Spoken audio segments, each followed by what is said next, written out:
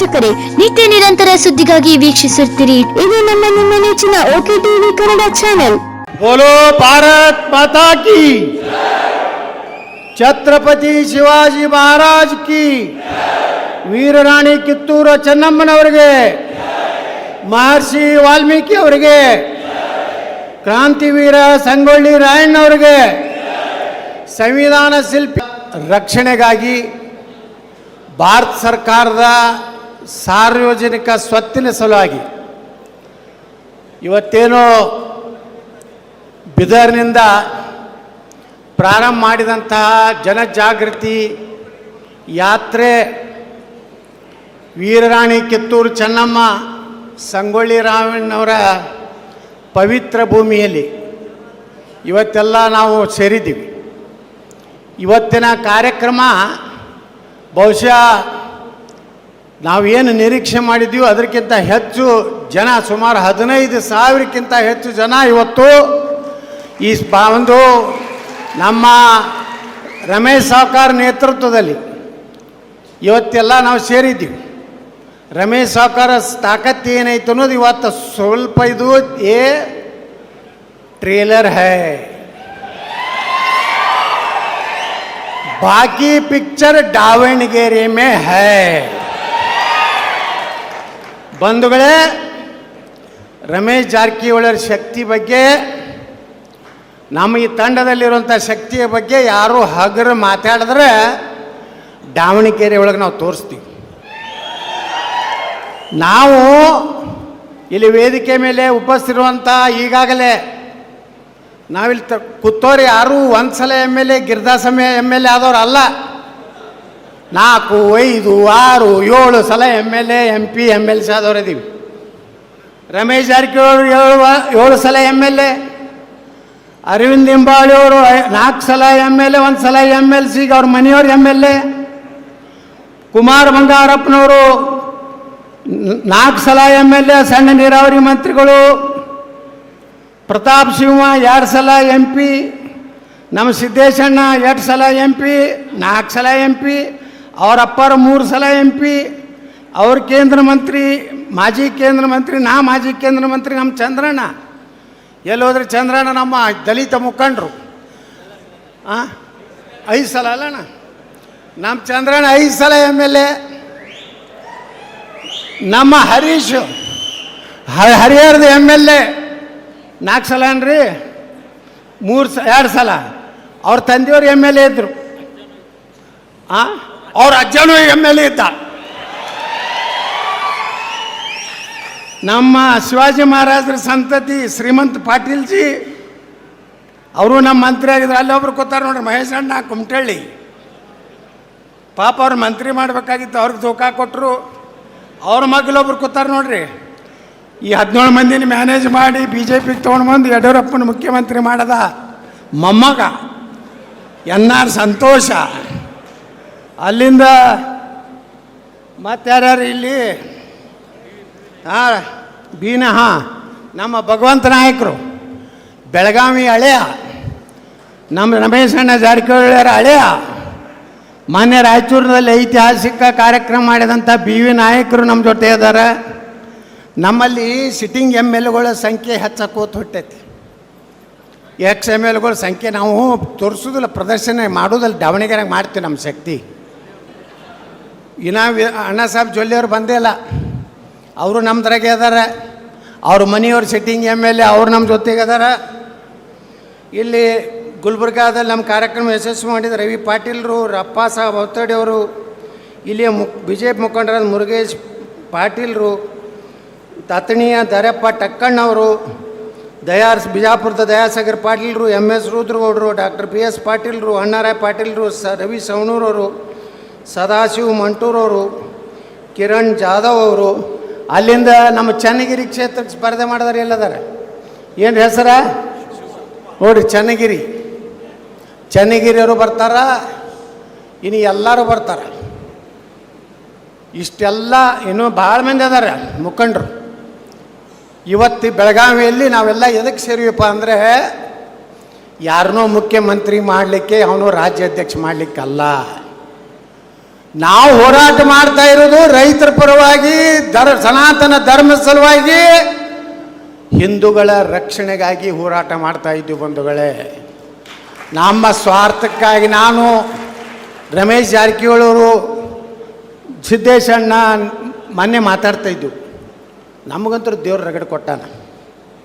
ಇನ್ನು ರೊಕ್ಕ ತಿನ್ನೋದಕ್ಕೆ ರಾಜಕಾರಣ ಮಾಡಬಾರ್ದು, ಲೂಟಿ ಮಾಡ್ಲಿಕ್ಕೆ ರಾಜಕಾರಣ ಮಾಡೋದಿಲ್ಲ. ಈ ರಾಜ್ಯವನ್ನು ರಾಮ ರಾಜ್ಯ ಮಾಡಬೇಕು ಅಂತ ಸಂಕಲ್ಪ ಇಟ್ಟು ಹೋರಾಟ ಮಾಡ್ತಾ ಇದ್ದೀವಿ ಬಂಧುಗಳು. ನಾವೆಲ್ಲ ಸಮಾಜದವ್ರು ಕೂಡೀವಿ, ಎಲ್ಲರೂ ಈಕ್ವಲ್. ಯಾವನೋ ಲೀಡ್ರ, ಯಾವನಿಗೂ ಅಪ್ಪಾಜಿ ಕಾಲು ಮುಗಿಯೋ ಮಕ್ಕಳು ನಾವಲ್ಲ. ನಾವೇನಿದ್ರು ಸರ್ವ ಸಮಾಜಗಳನ್ನು ವಿಶ್ವಾಸ ತಗೊಂಡು ಈ ರಾಜ್ಯದಲ್ಲಿ ಒಂದು ಪ್ರಾಮಾಣಿಕ ಭ್ರಷ್ಟಾಚಾರ ರಹಿತವಾದಂಥ ನಮ್ಮ ಜನರ ರಕ್ಷಣೆ ಆಗಬೇಕು. ಅದು ವಕಫ್ನಿಂದ ರಕ್ಷಣೆ ಆಗಲಿ, ದೀನ ದಲಿತರ ಹಣ ದುರುಪಯೋಗ ಆಗದಂತೆ ನಮ್ಮ ಹೋರಾಟ. ಇವತ್ತು ಬಂಧುಗಳೇ, ಈ ಹೋರಾಟ ಯಾಕೆ ಪ್ರಾರಂಭ ಆಯ್ತಂದರೆ, ಬಿದರ್ದಿಂದ ಜಮೀರ್ ಅಹ್ಮದ್ ಖಾನು ವಕಫ್ ಅದಾಲತ್ ಪ್ರಾರಂಭ ಮಾಡ್ದ. ಹೇಳ್ತಾನೆ ಜಮೀರ್ ಅಹ್ಮದ್ ಖಾನು, 1,11,000 ಎಕರೆ ಕರ್ನಾಟಕದಲ್ಲಿ ವಕಫ್ ಆಸ್ತಿ ಇದೆ. ಅಲ್ಲಾ ಕಾ ಹೈ, ಎಲ್ಲಿದು ಬತ್ತಪ್ಪ ಅಲ್ಲ? ಯಾರಪ್ಪನ ಆಸ್ತಿಯೋ ಅಲ್ಲ. ನಮ್ಮ ರೈತರು ಛತ್ರಪತಿ ಶಿವಾಜಿ ಮಹಾರಾಜರ ಭೂಮಿ, ಮಹಾರಾಣಾ ಪ್ರತಾಪರ ಭೂಮಿ, ಮಹಾತ್ಮ ಬಸವೇಶ್ವರರ ಭೂಮಿ, ಸಂತ ಕನಕದಾಸರ ಭೂಮಿ, ಮಹರ್ಷಿ ವಾಲ್ಮೀಕಿ ಭೂಮಿ. ನಿಮ್ಮ ಅಲ್ಲ ಎಲ್ಲಿದು ಬಂದು? ಅವ ಹೇಳ್ತಾನೆ, ಒಂದು ಇದು ತೋರಿಸ್ತಾನೆ, ಏನು ಫೋಟೋ, ಇದಕ್ಕೋ ಕೈಸೆ ಬನಾಯ,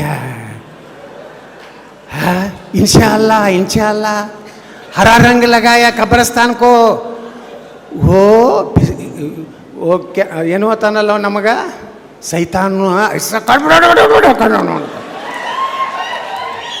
ಏನು ಜಮೀರ್ಯ ನೀ ಏನು ನಾವೇನು ಅಳಬುರ್ಕದೀವ?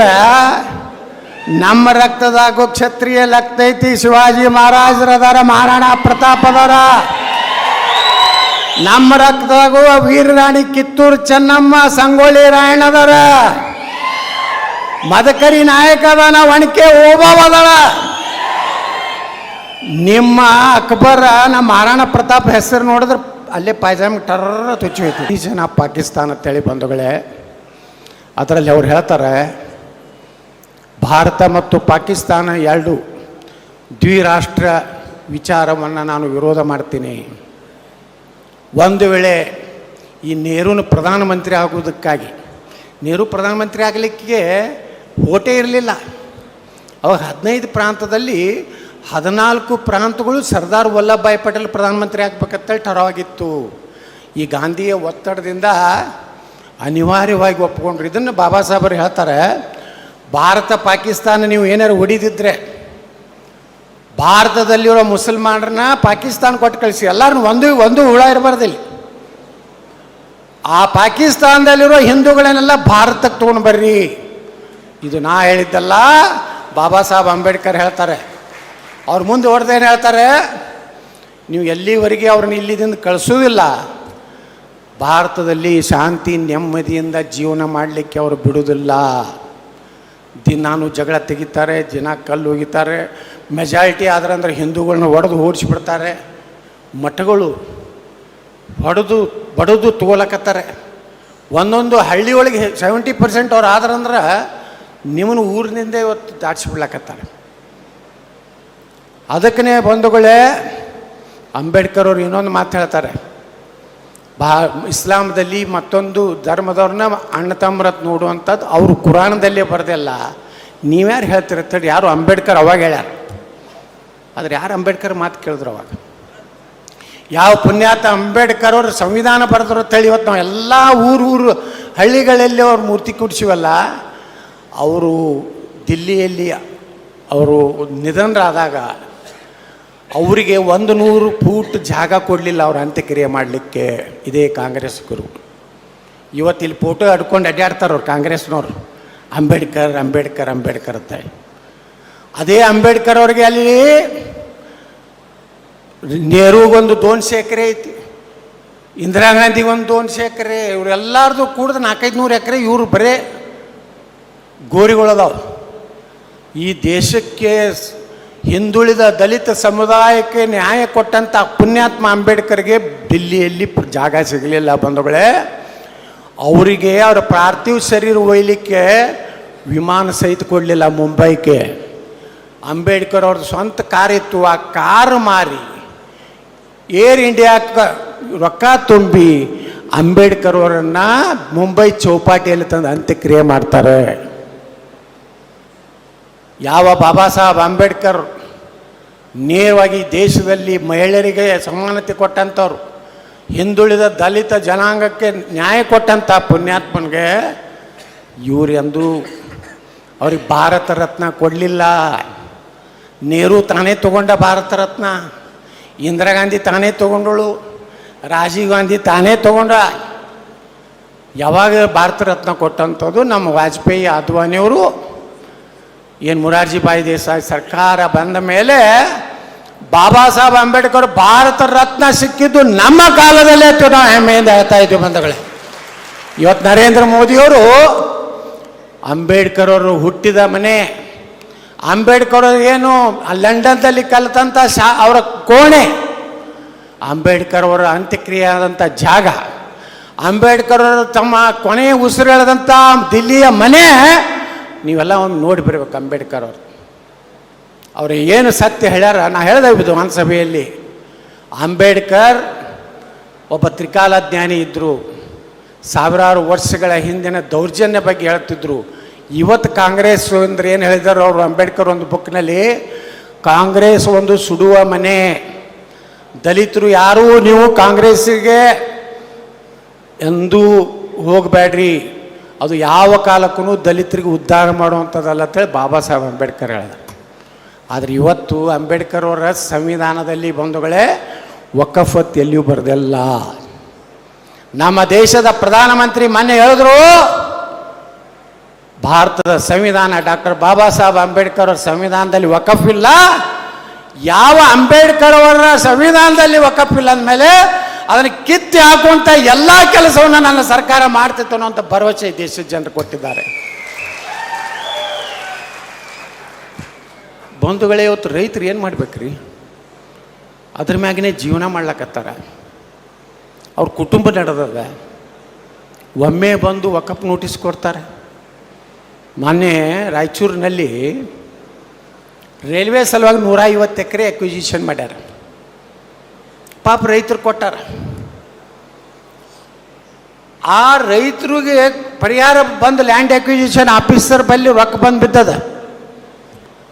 ಅವರಿಗೆ ನೋಟಿಸ್ ಕೊಡ್ತಾರೆ ವಕಫ್ದವರು, ಇದು ಅವರ ರೈತರ ಜಮೀನಲ್ಲ, ಇದು ವಕಫ್ ಜಮೀನು, ಈ ಹಣ ನಮಗೆ ಕೊಡಬೇಕು ಅಂತ ಹೇಳಿ ನೋಟಿಸ್ ಕೊಟ್ಟಾರೆ. ಇನ್ನು ಈಗ ಶಾಪುರದ ಹೇಳಿದ್ರಲ್ಲ, ನೀವು ಯಾರೂ ತಿಳ್ಕೊಬೇಡ್ರಿ, ನಮ್ದೇನು ಆಗಿಲ್ರಿ, ಭಾಳ ಆರಾಮದೀವಿ. ಯಾವಾಗ ಒಳಗೆ ಸೇರ್ತೈತೋ ಗೊತ್ತಿಲ್ಲ ಇದು ಹುಳ. ಇನ್ನೊಂದು ಏನು ಮಾಡ್ಯಾರ ಅವರು, ಸಬ್ ರಿಜಿಸ್ಟ್ರ್ ಆಫೀಸ್ನಾಗ ಒಂದು ಸ್ಟೇ ತಂದು ಇಟ್ಬಿಟ್ಟಾರೆ. ಇಂತಿಂಥ ಜಮೀನು ವಕಫ್ ಆಸ್ತಿ ಅದ, ಅದಕ್ಕೆ ನೀವು ಯಾವುದೋ ಖರೀದಿ ಆಗಲಿ, ವಾಟ್ನಿ ಆಗಲಿ, ಪಾಲು ಮಾಡೋದಾಗಲಿ ಯಾವುದೂ ಮಾಡಬಾರ್ದು ಅಂತೇಳಿ. ನಮ್ಗೇನ ಗೊತ್ತಿಲ್ಲ, ಇನ್ನೂ ನಮ್ಮಲ್ಲಿ ಆಗಿಲ್ಲ. ಇದು ಬೆಳಗಾವಿದಾಗ ಎಷ್ಟು ಸಾವಿರಾರು ಎಕರೆ ಆಗಿದೆ. ಬೆಳಗಾವಿ ಸಿಟಿ ಒಳಗೆ ಬಿದರ್, ಹಳಿ ಬಿದರ್ ಪೂರ್ತಿ ವಕಫ್ ಆಗಿದೆ. ಬಿಜಾಪುರದಲ್ಲಿ ಪೊಲೀಸ್ ಹೆಡ್ ಕ್ವಾರ್ಟರ್ 150 ಎಕರೆ ವಕಫ್, 175 ಎಕರೆ ಡಿಸ್ಟ್ರಿಕ್ಟ್ ಸಿವಿಲ್ ಹಾಸ್ಪಿಟಲ್ ವಕಫ್, 70 ಎಕರೆದ ಒಂದು ಸಣ್ಣ ಮಸೂತಿ ಪೂರ್ತಿ ವಕಫ್, ಮಹಿಳಾ ಮತ್ತು ಮಕ್ಕಳ ಕಲ್ಯಾಣದ 27 ಎಕರೆ ವಕಫ್.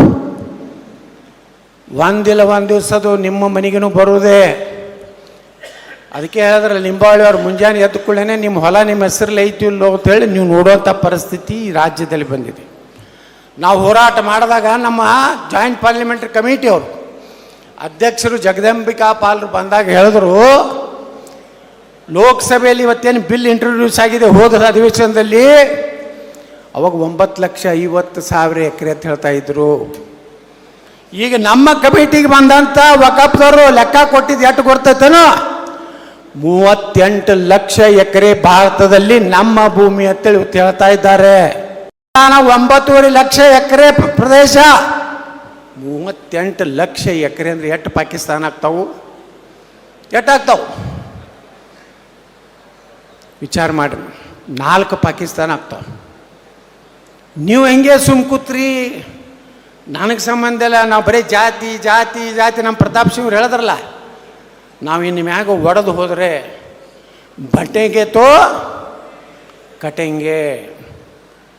ನಾವು ಒಂದಾಗಲಿಲ್ಲ, ಜಾತಿ ಜಾತಿ ವ್ಯವಸ್ಥೆಗಳು ಬಡದಾಡ್ಕೊತ ಹೋದೀವಿ ಅಂದರೆ ಹಿಂದೂಗಳಿಗೆ ಭವಿಷ್ಯ ಎಲ್ಲ ಬಂಧುಗಳು ಈ ದೇಶನಾಗ. ಮಮತಾ ಬ್ಯಾನರ್ಜಿ ಅದೊಂದು ರಾಕ್ಷಸ. ಅದು ಏನು ಮಾತಾಡ್ತಿತ್ತು, ಏನು ಜಿಗಿತಿತ್ತು, ಯಾಕಡೆ ಹಾರ್ತಿತ್ತು.